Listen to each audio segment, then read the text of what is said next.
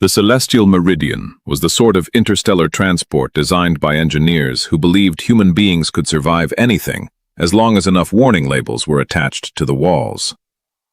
Elias Vance had counted 17 of them before finding his seat, including one politely advising passengers not to open emergency hatches while traveling through folded space.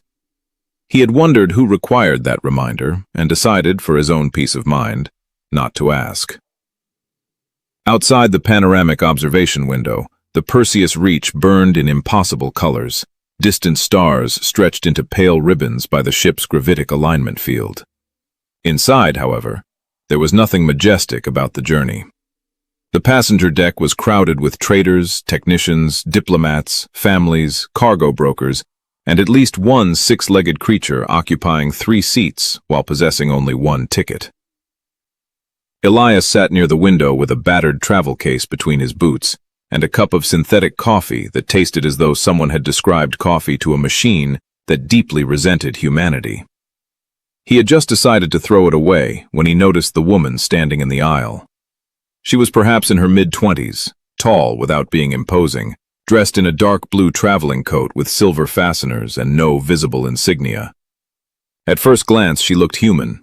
At second glance, the long, elegant ears rising through her dark hair made that assumption impossible.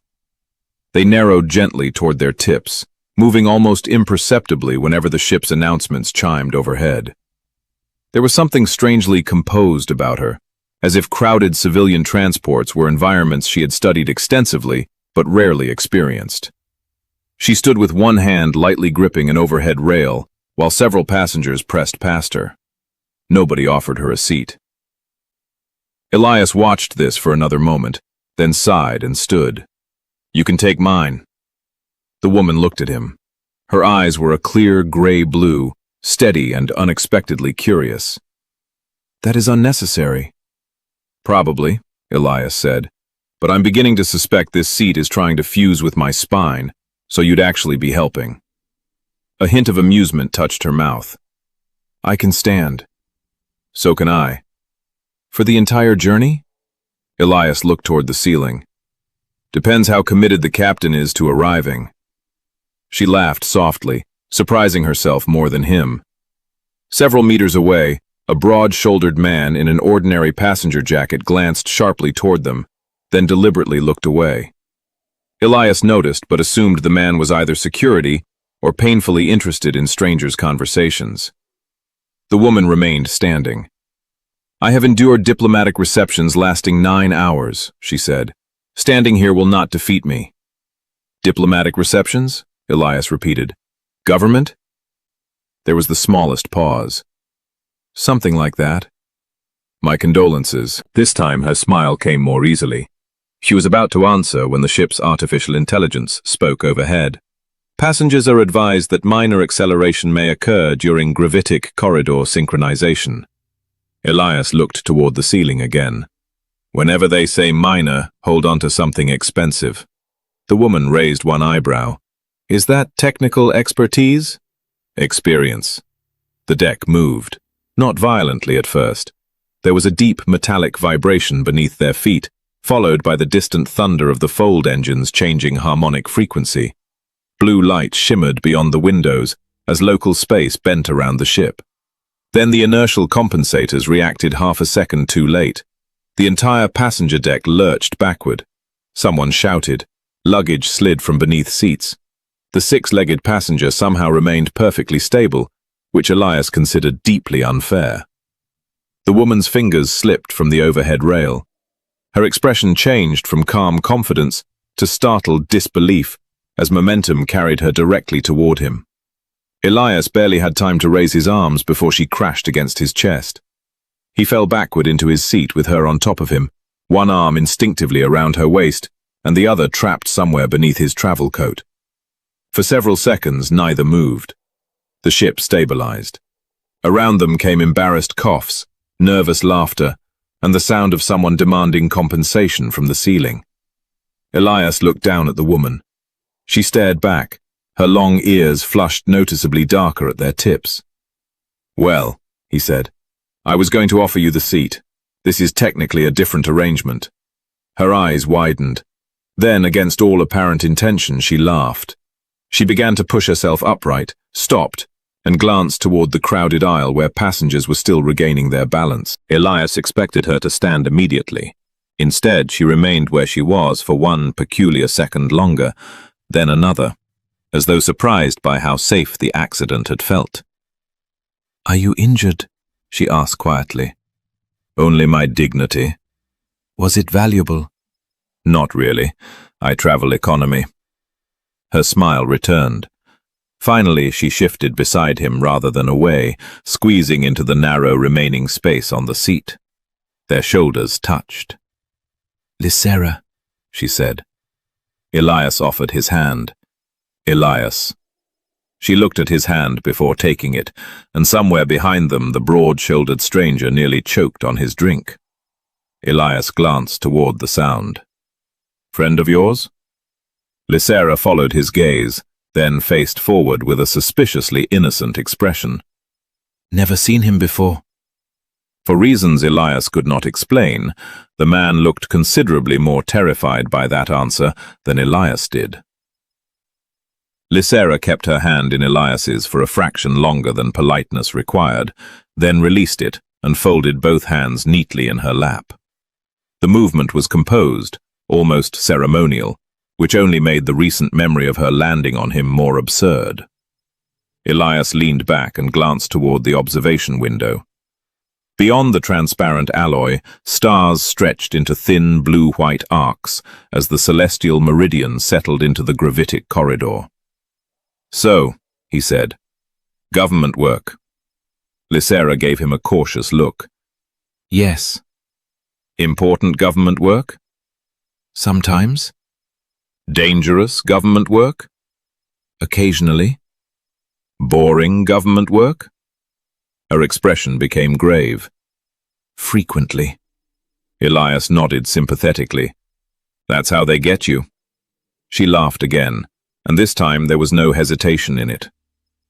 Several passengers nearby looked over, perhaps because her voice carried a refined cadence uncommon on crowded civilian transports, perhaps because the broad-shouldered stranger several meters away had now positioned himself behind a decorative column while pretending to read an emergency evacuation map upside down. Elias noticed him again. "Your definitely not friend seems very committed to passenger safety." Lysera's ears twitched. "Perhaps he is nervous." "He has been studying the same evacuation route for 6 minutes." "Thorough man." Elias decided not to press. Whatever Lysera did for the government, she clearly traveled with unusual people.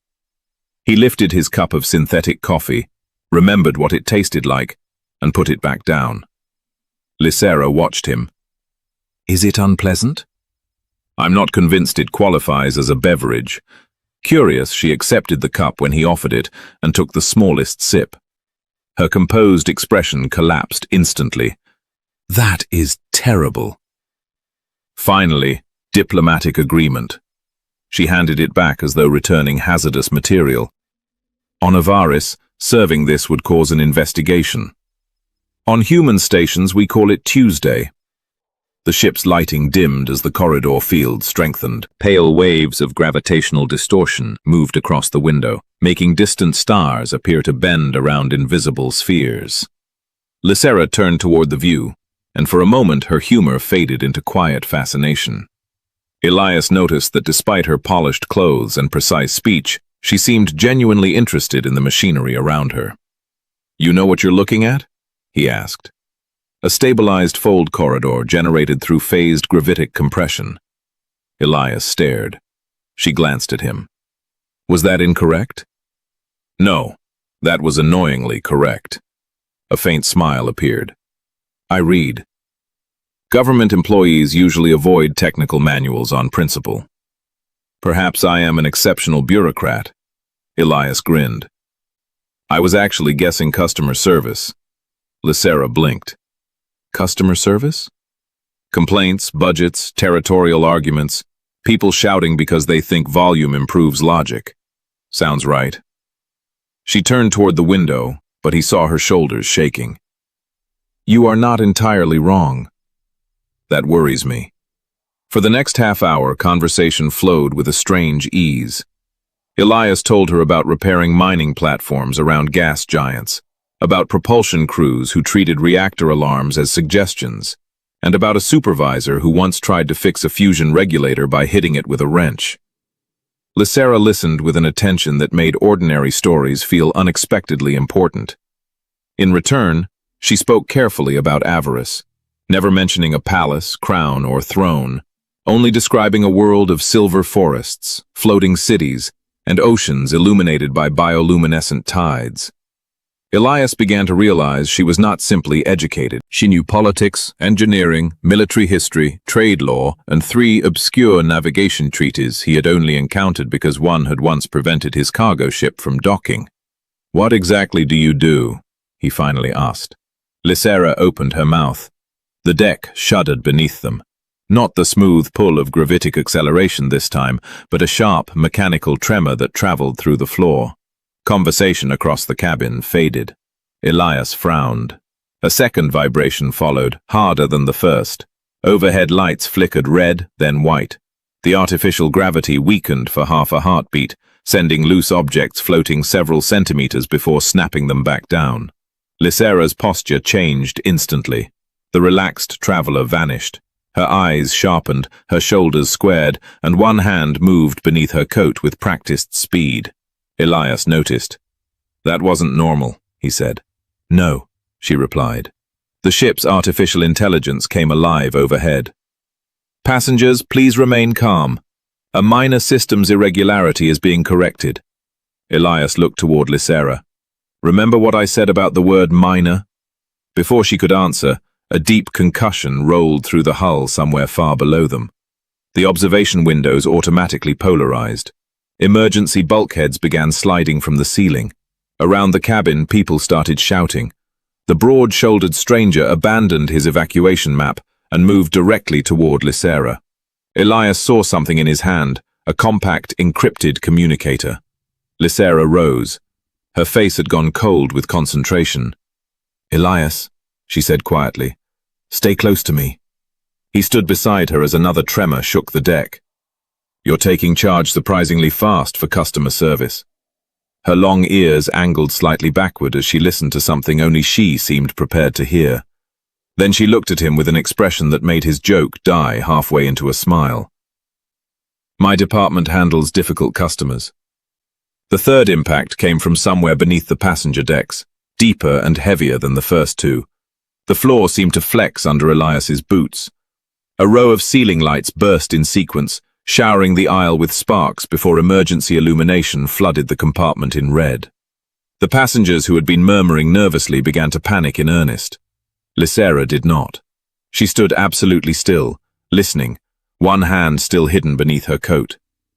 The broad-shouldered stranger reached them at last. "Ma'am," he said too carefully, "we need to move." Elias looked between them. "Interesting choice of tone for someone you've never seen before." Lysera gave the man a warning glance. "Not now." That answer told Elias far more than she intended.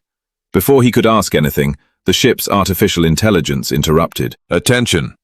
A localized power failure has affected decks 19 through 23. Passengers are advised to remain within assigned compartments."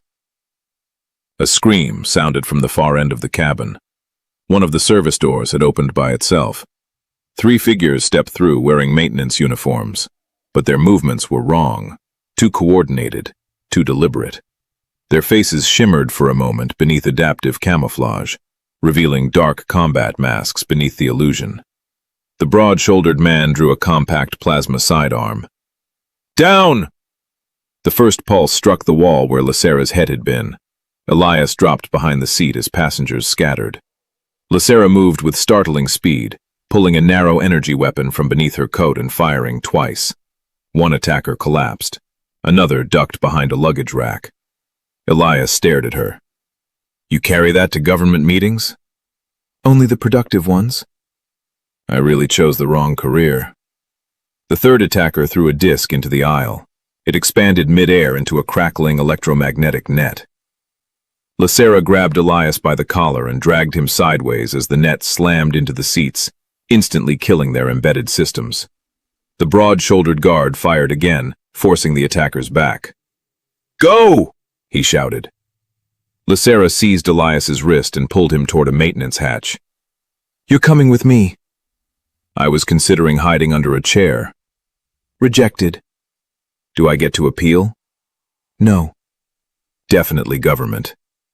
Elias used the emergency release on the hatch, and they slipped into a narrow service corridor just before another explosion sealed the passenger compartment behind them. The lighting inside flickered blue. Conduits hummed overhead, carrying gravitic current toward the fold drive spine. Elias pressed one hand against the wall and frowned. "The ship is being forced out of alignment." Lysera glanced at him. "How can you tell?" "The harmonic vibration. Someone is interfering with the fold regulators." He looked at her weapon. "And judging by your friends, I'm guessing it isn't a technical disagreement." She did not answer. They hurried through the corridor while the ship trembled around them. Artificial gravity weakened again, then vanished entirely. Elias floated upward with a curse. Lysera caught a handhold, twisted gracefully, and grabbed him around the waist before he could drift into a spinning maintenance fan. For several seconds, they hung together in zero gravity. Elias looked down at her arms, locked around him. "You really are committed to this falling-on-me tradition." Despite everything, a laugh escaped her. "You are welcome to drift away." "No, this arrangement has grown on me." Gravity returned without warning. They dropped hard onto the deck.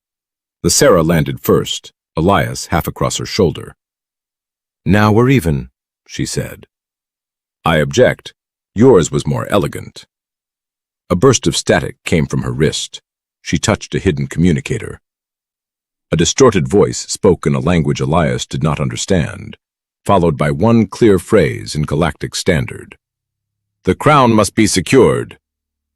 Elias froze. Lysera's expression hardened. Another transmission cut through the interference. "Target confirmed aboard the Meridian. Find the crown." Elias slowly turned toward her. "Lysera." She met his eyes. For the first time since they met, she looked uncertain. Before either could speak, footsteps echoed from the far end of the maintenance passage. 5 armed figures emerged from the shadows, weapons raised. Their leader stepped forward.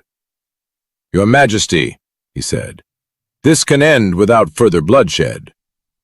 Elias looked at Lysera, then at the weapons, then back at her.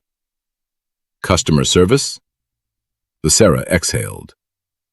"It was a complicated department." The words seemed to remain suspended between them, longer than the flickering red light. Elias stared at Lysera, then at the 5 armed figures blocking the maintenance passage, and finally at the broad-shouldered guard emerging behind them with 2 more disguised security officers. "Your Majesty," Elias repeated quietly. Lysera closed her eyes for half a second. "I was hoping that part might come later." "You let me call you a customer service worker." "You were very convincing." "I also complained about your government." "Several times." "Am I going to prison?" One corner of her mouth lifted, despite the weapons pointed toward them. "I have not decided." The saboteur leader apparently found their conversation offensive. "Enough!" His weapon brightened with a rising plasma charge. Lysera's expression changed instantly. "Then decide quickly," Elias muttered. The corridor erupted. Royal security opened fire from behind, while Lysera dragged Elias through a side hatch. Blue-white energy scorched the bulkheads, leaving molten grooves in the alloy. They stumbled into an auxiliary transit chamber just as a blast struck the door controls. The hatch slammed shut behind them. Elias leaned against it, breathing hard. "So you're actually Queen Lysera Vale?" "Yes." "Of Avarice?" "Yes." "The Avarice with 72 orbital cities, 300 warships, and enough diplomats to make every trade conference unbearable?" She looked at him. "We have 81 orbital cities." "That's the part you corrected?" Another explosion shook the deck. Their humor faded. Lysera activated her wrist communicator. Holographic symbols unfolded above it, forming a rotating schematic of the Celestial Meridian. Several sections flashed crimson. They have compromised engineering. Elias moved closer. Not just engineering. Look at that feedback pattern. He enlarged the reactor diagram with 2 fingers. A web of violent lines had appeared across the fold control network. That isn't damage. Something is spreading through the quantum regulators. Lysera's security commander appeared as a distorted hologram. Majesty, we have confirmed a parasitic control device attached to the navigation lattice. It is adapting to every isolation attempt. Can it be removed? Negative. Disconnecting it may collapse the fold core. Elias studied the diagram. May? The commander glanced toward him with obvious disapproval. Who is he? The reason I'm not unconscious in a passenger aisle, Lysera replied. Elias nodded. Strong resume. Lysera enlarged the parasite signature. Elias's amusement disappeared completely. He had seen similar architecture once on a mining station near the Veyron border, though never this advanced. The device was not simply hacking the ship, it was teaching itself the rhythm of the reactor.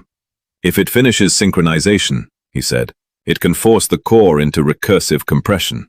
Lysera looked at him. Meaning? The ship folds space inward instead of around itself. And what happens then?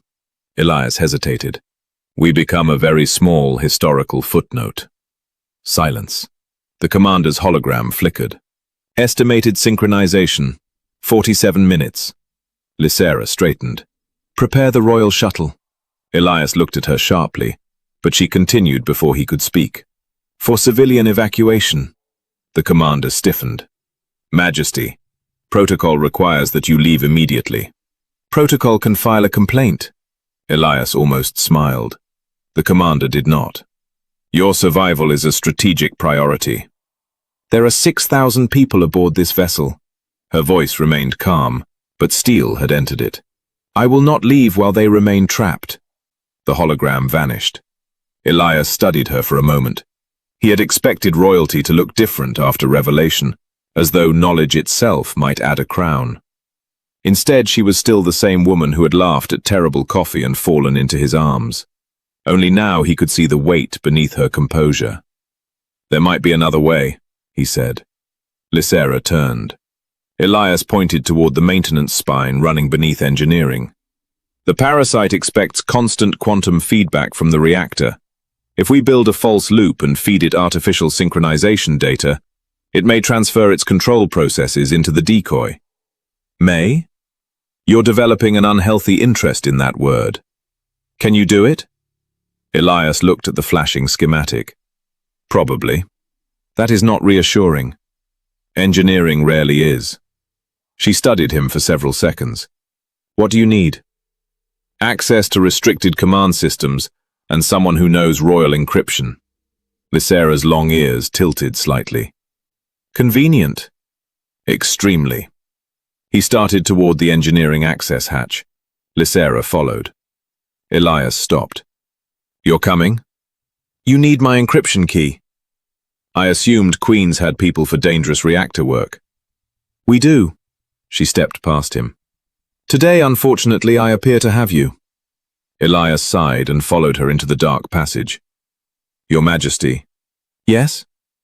If we survive this, I would like the official record to state that I never voluntarily joined the government. Her laughter echoed ahead of him as the hatch sealed behind them. The engineering spine of the Celestial Meridian was nothing like the passenger decks. There were no panoramic windows, polished walls, or carefully soothing lights. Here the ship exposed its bones. Thick superconductive conduits ran along the ceiling like metallic arteries. Coolant mist drifted across grated floors, and every few seconds, the distant fold core sent a low vibration through the structure. Elias moved quickly, one hand brushing the wall whenever the deck tilted beneath them. Lysera followed close behind, her royal access key projected from her wrist as a narrow line of golden light. You know, Elias said, ducking beneath a damaged conduit, Most people take a vacation before meeting royalty. Perhaps you should have researched your passenger manifest. I did. It said civilian transport. It did not say possible assassination attempt with Queen included. That would have affected ticket sales. Another tremor rolled through the ship. Ahead of them, the maintenance corridor opened into the fold engine chamber. Elias stopped despite himself. The reactor hung behind layers of transparent magnetic shielding, a massive sphere of compressed blue-white energy suspended inside concentric gravitic rings. Light bent around it unnaturally, making the machinery beyond appear stretched and doubled. Normally the field would have pulsed in perfect rhythm. Now irregular violet flashes crawled across its surface. "There," Elias said. Lysera followed his gaze toward a black crystalline module fused to the regulator housing. Thin filaments extended from it into the control lattice, multiplying like roots. "The parasite?" "Yes, and it has terrible manners." They reached an auxiliary console. Elias tore open the maintenance panel beneath it and began removing processors. Lysera watched him connect components with fiber couplings and quantum relays scavenged from nearby systems. "You said you needed a false synchronization loop." "I do." "That appears to be part of a beverage dispenser." Elias glanced at the cylindrical processor in his hand. "It is a very advanced beverage dispenser." "We are saving 6,000 lives with a coffee machine?" "Human civilization has survived worse decisions." Lysera shook her head, but he caught the brief smile. She inserted her royal key into the console, and encrypted symbols spread across the display. The parasite reacted instantly. Violet code surged toward her access channel. "It knows we're here." "Good. Means it's paying attention." Elias connected the final relay. "I need 30 seconds once I start the decoy." "You will have them." Her tone changed. Elias looked up and saw movement reflected in the magnetic shielding. 3 sabotage drones descended from an overhead service track, their black shells unfolding into weapon configurations. Lysera drew her energy pistol. "Of course," Elias muttered. "Every repair job eventually becomes unreasonable." The first drone fired. Lysera rolled behind a support column, returned 2 precise shots, and blew one machine apart in a shower of sparks. Elias continued working while plasma scorched the floor centimeters from his boots. 24 seconds! You said 30. I changed my estimate! Engineers are terrifying people. Another drone rushed her. Lysera shot its weapon arm, then kicked the damaged machine into the reactor shielding, where magnetic forces tore it sideways. Elias activated the loop. A false reactor signature blossomed across the console. The parasite hesitated. Its violet filaments began redirecting into the decoy network. "It's transferring," Elias said. Then Lysera cried out. Elias turned. The last drone had fired before collapsing, its pulse striking her along the ribs. She fell against the console, one hand pressed to her side. "Lysera!" "Finish it." "You're hit." "I noticed." That was not a compliment. He reached toward her, but she seized his wrist. "Finish it, Elias." The parasite was nearly inside the decoy. He forced himself back to the controls. 10 seconds. 7. 4. The black crystalline device suddenly dimmed. Elias slammed the isolation switch. Magnetic shutters closed around the decoy processor. For one glorious second, every violet warning disappeared. Then the entire reactor screamed. The sound was not mechanical. It was a deep gravitational resonance that seemed to pass directly through bone. The fold core began contracting. "Why is it doing that?" Lysera asked through clenched teeth. Elias stared at the diagnostics. "The parasite damaged the primary stabilizer before we trapped it." "Can you repair it?" He looked toward the manual control platform suspended beside the reactor. "Not from here." Lysera straightened despite the pain. "Then we go there." "You're injured." "And you are irritating." "Neither condition is currently fatal." Elias almost laughed. Together they crossed the narrow bridge toward the manual controls, while distorted light twisted around them. Lysera entered her encryption codes with trembling fingers, while Elias opened the regulator housing and manually realigned the gravitic couplers. The countdown on the console dropped toward 0. 12 seconds. 8. 5. Now! Elias shouted. Lysera slammed her palm against the authorization field. The reactor expanded in a burst of blinding blue light. Gravity vanished, returned, and nearly threw them from the platform. Then silence descended. The fold core settled into a steady pulse. Elias remained crouched beside the housing, breathing hard. Lysera sat against the railing, pale but conscious. "Did we save the ship?" she asked. For the moment. Her communicator crackled. A security officer's voice emerged through static. "Majesty, the saboteur commander escaped engineering. He is heading toward the command deck. He has the conspiracy archive." Lysera's eyes hardened. Elias looked at her. "You are about to suggest something dangerous." She pushed herself upright. "I was going to say necessary. Royal vocabulary is very creative." She offered him her hand. Elias took it and helped her stand. This time, neither of them released the other immediately. Lysera should have gone to the infirmary. Elias knew it, the security officers knew it, and judging by the increasingly annoyed warnings flashing across her wrist display, the ship's medical system knew it too. Lysera ignored all three.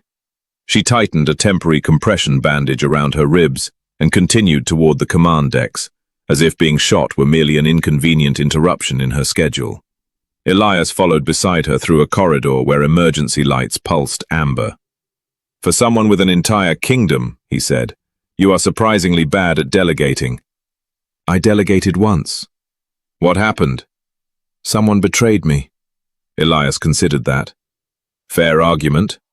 The security network showed the saboteur commander moving upward through the rotating habitat ring, carrying the stolen conspiracy archive inside a neural data capsule. If he reached the communications deck, he could erase the evidence or transmit it to whoever had organized the attack. Worse, sections of the ship were still destabilizing after the reactor damage. Artificial gravity shifted unpredictably as the Celestial Meridian struggled away from the collapsed star, whose gravity well now filled half the tactical displays. The commander had chosen the worst possible route. Naturally, Lysera chose to follow him. They entered the habitat ring just as its rotation stuttered. The corridor tilted sideways. Decorative plants, luggage, and one deeply offended service robot slid toward the wall. Elias grabbed a handrail with one arm and Lysera with the other. "I'm starting to think this ship dislikes us personally." "Perhaps you insulted its coffee." "That would justify attempted murder." Ahead, 2 saboteurs opened fire. Lysera returned controlled bursts, while Elias accessed a maintenance panel. He rerouted the ring's emergency bulkheads and smiled when 3 doors slammed shut in sequence, trapping both attackers inside an empty dining compartment. "What did you do?" Lysera asked. "Reserve them a table." "For how long?" "Until someone with authority arrives." She raised an eyebrow. Elias looked at her.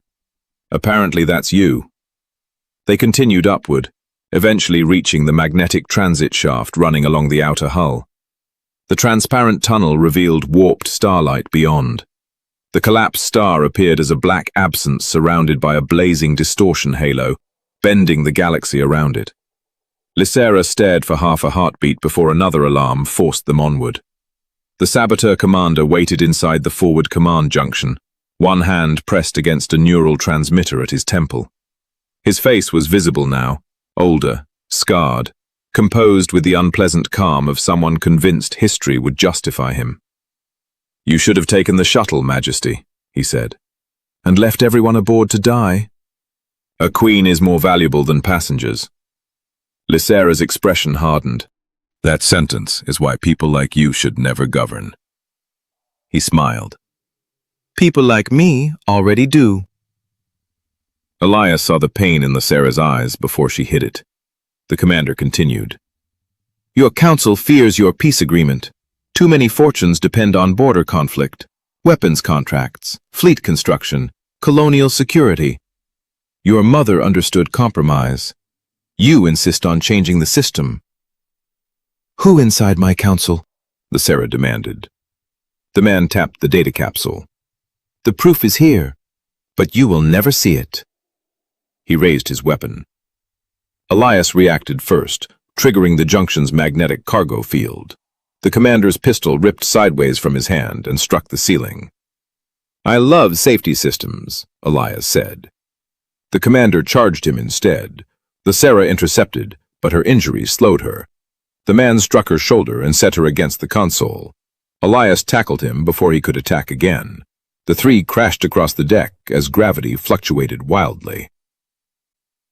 For several chaotic seconds, they fought while loose equipment floated around them like particularly dangerous confetti. The commander reached for the capsule controls. Lysera caught his wrist. Do not, she said.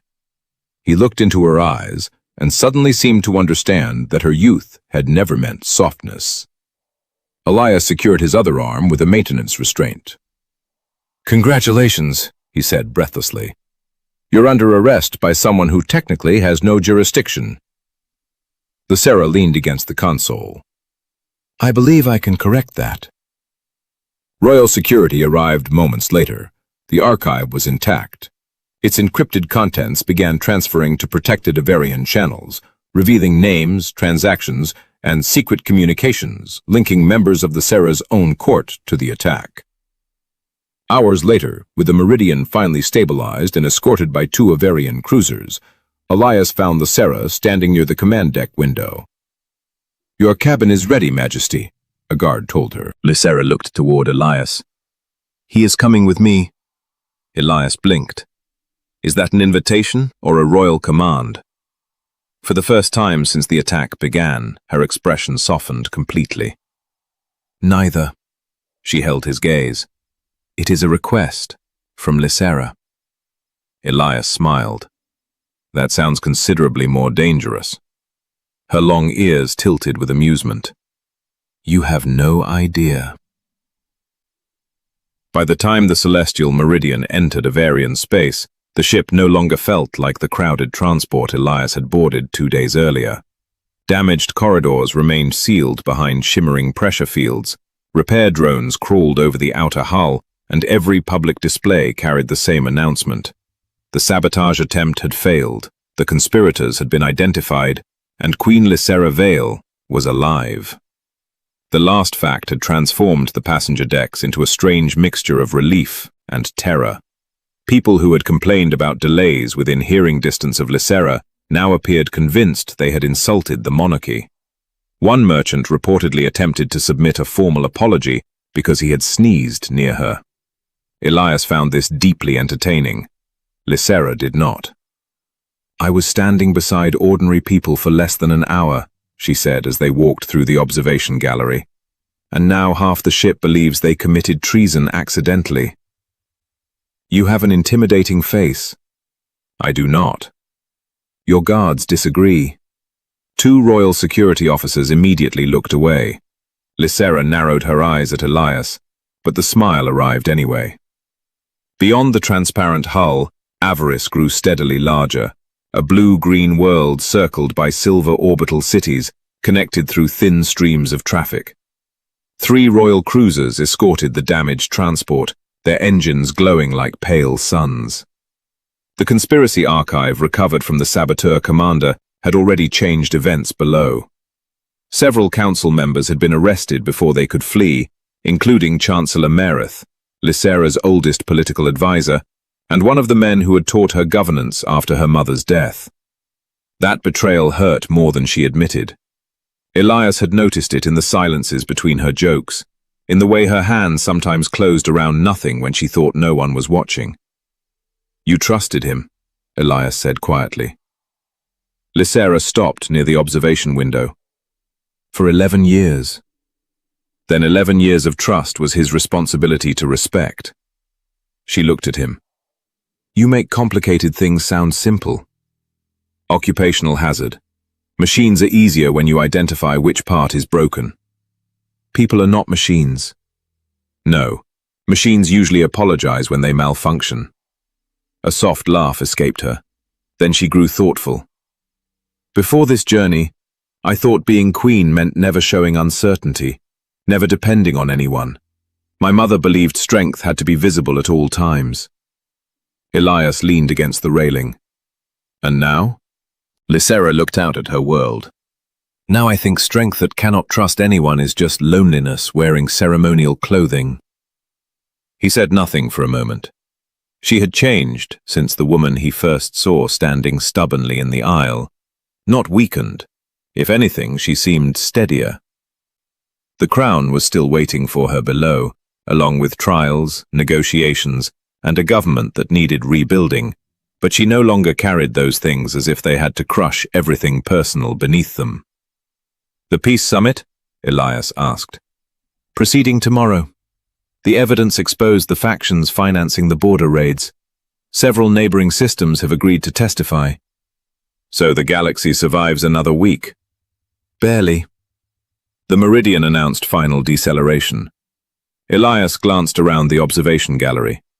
Almost every passenger had mysteriously found somewhere else to be after learning the Queen was present. Rows of seats stood empty. Look at that, he said. Royalty solved public transportation. Lysera looked at the empty seats, then deliberately remained standing beside him. Elias noticed. You know there are seats now. I prefer standing. That strategy has a poor history. I have learned from experience. Clearly not enough. The ship's engines changed pitch. A familiar pull moved through the deck as inertial compensators adjusted. Elias reached toward the railing. Hold on to something. Lysera did not. Instead, she watched him with unmistakable mischief. The transport decelerated gently. She stepped sideways on purpose and fell against him. Elias caught her automatically, one arm around her waist. Silence followed. Her long ears colored faintly at the tips, but this time she did not look embarrassed. Elias stared at her.